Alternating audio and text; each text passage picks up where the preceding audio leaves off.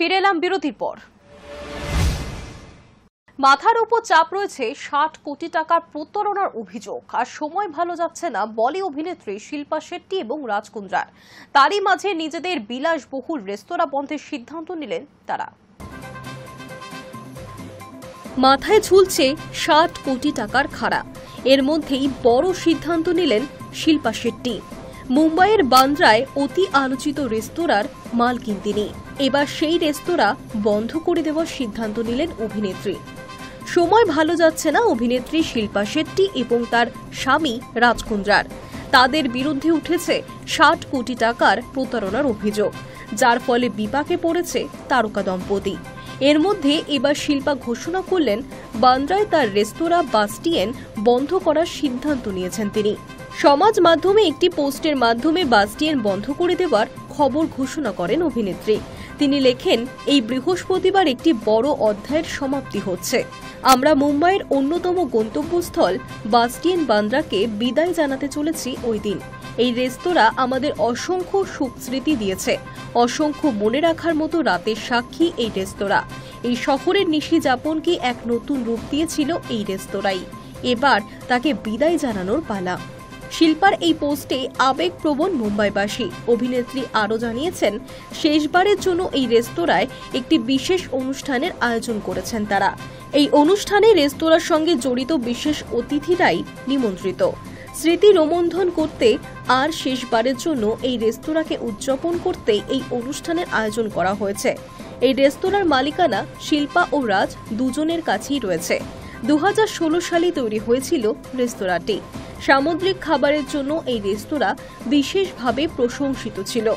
গত বছর এই রেস্তোরাঁতেই বসেছিল সোনাক্ষী সিনহা ও জাহির ইকবালের প্রীতিভোজের আসর।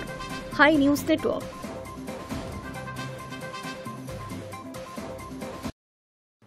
সম্পর্কের টানাপোড়েন।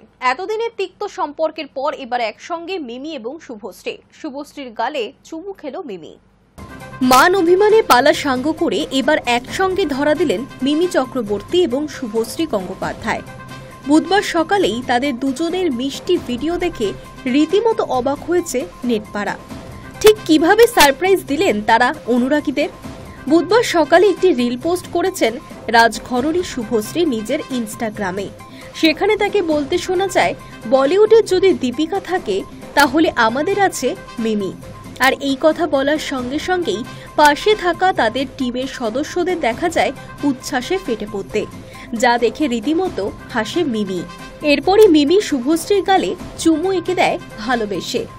বলিউডে যদি দীপিকা থাকে আমাদের বাংলায় আছে মিমি।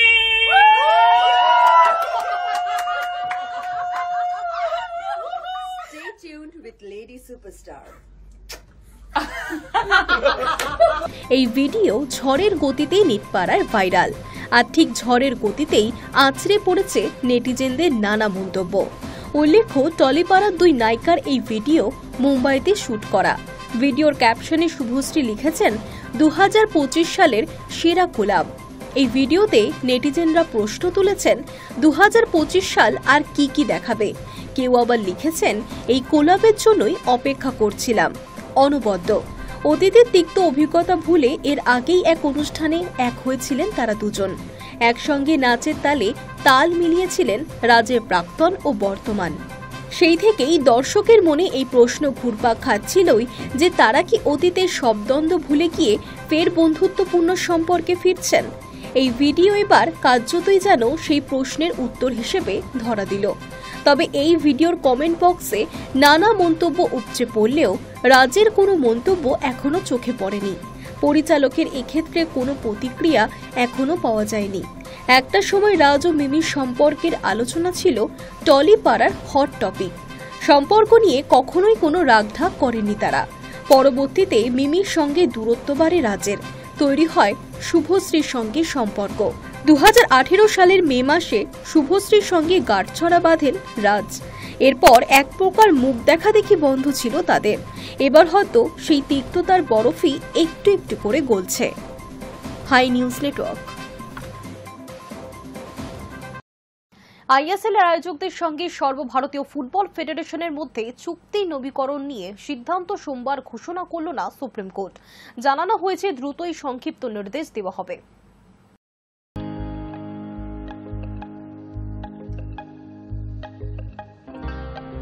আইএসএল এর আয়োজকদের সঙ্গে সর্বভারতীয় ফুটবল ফেডারেশনের মধ্যে চুক্তি নবীকরণ নিয়ে সিদ্ধান্ত সোমবার ঘোষণা করল না সুপ্রিম কোর্ট।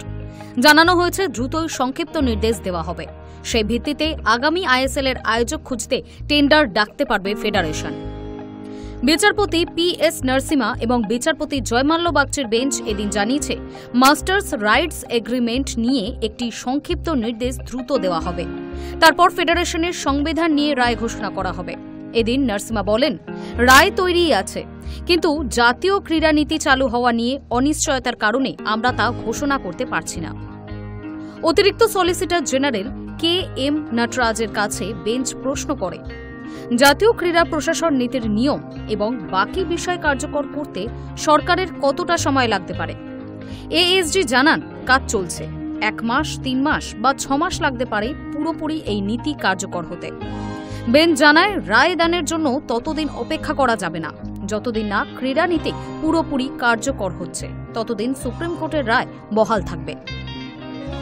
ফেডারেশনের আইনজীবী রঞ্জিত কুমার জানান, স্বচ্ছ প্রক্রিয়ার টেন্ডার ডাকার ব্যবস্থা করা হচ্ছে যাতে আইএসএল সুষ্ঠুভাবে আয়োজন করা যায়।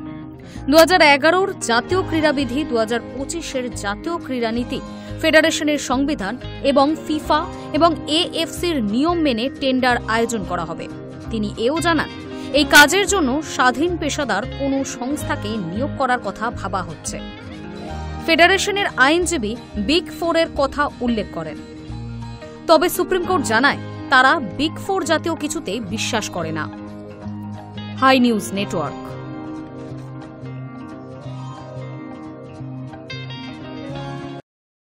এশিয়া কাপে সূর্যা কুমার যাদবের নেতৃত্বাধীন ভারতীয় দলকে খেলতে হবে প্রধান স্পন্সর ছাড়াই। ড্রিম 11 সরে যাওয়ার পর এই মুহূর্তে ভারতীয় দলের কোনো স্পন্সর নেই। নতুন সংস্থার সঙ্গে চুক্তি হবে 2028 সাল পর্যন্ত। এশিয়া কাপে সূর্য কুমার যাদবের নেতৃত্বাধীন ভারতীয় দলকে খেলতে হবে প্রধান স্পন্সর ছাড়াই। ড্রিম 11 সরে যাওয়ার পর এই মুহূর্তে ভারতীয় দলের কোনো স্পন্সর নেই। নতুন স্পন্সর পেতে এশিয়া কাপের অর্ধেকের বেশি হয়ে যাবে। নতুন সংস্থার সঙ্গে 2028 সাল পর্যন্ত চুক্তি হবে। ভারতীয় দলের প্রধান স্পন্সর হতে আগ্রহী সংস্থাগুলির কাছ থেকে ভারতীয় ক্রিকেট বোর্ড মঙ্গলবার দরপত্র আহ্বান করেছে। তাতে বলা হয়েছে, আগ্রহী ভারতীয় সংস্থাগুলিকে আগামী 12 সেপ্টেম্বরের মধ্যে অফারযোগ্য 5 লক্ষ টাকা দিয়ে আবেদনপত্র সংগ্রহ করতে হবে। জিএসটি আলাদা। দরপত্র জমা দেওয়ার শেষ দিন 16 সেপ্টেম্বর। বিদেশি সংস্থাগুলিকে আবেদনপত্র সংগ্রহ করতে হবে $5,675 বিনিময়ে। জানা গিয়েছে, আবেদনপত্র বাতিল করার সম্পূর্ণ অধিকার থাকবে বিসিসিআই এর। আগ্রহী সংস্থাগুলির ক্ষেত্রে কিছু প্রাথমিক শর্তও দেওয়া হয়েছে, যেমন শেষ 3 আর্থিক বছরে সংশ্লিষ্ট সংস্থার বার্ষিক আয় গড়ে অন্তত 300 কোটি টাকা হতে হবে, অথবা শেষ 3 আর্থিক বছরে সংশ্লিষ্ট সংস্থার মোট সম্পদের পরিমাণ 300 কোটি টাকা হতে হবে। একই সংস্থার যদি একাধিক পণ্য থাকে, তবু সেই সংস্থা একটিই দরপত্র দিতে পারবে।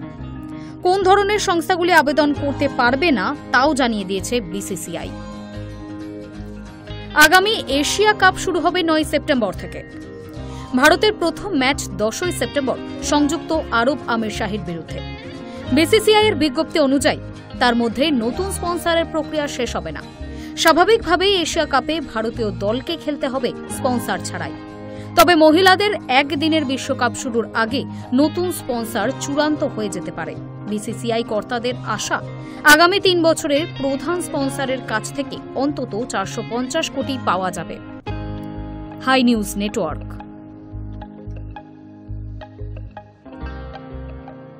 নিউজ টুডে এখনকার মতো এই পর্যন্তই। দেখতে থাকুন হাই নিউজ, নির্ভীক নিরপেক্ষ।